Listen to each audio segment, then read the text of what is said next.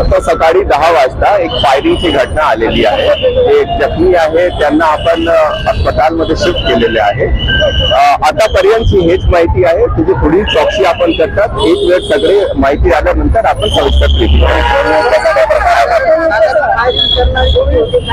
नाही, आतापर्यंत हे सगळं माहित नाही आहे. हे माहित झाल्यानंतर आपल्याला पुढील माहिती देईल. 10 वाजताची घटना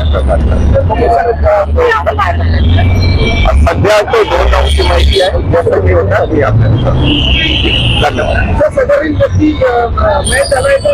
नाही. आता ते आपण हॉस्पिटलला शिफ्ट केले आहे त्यांना.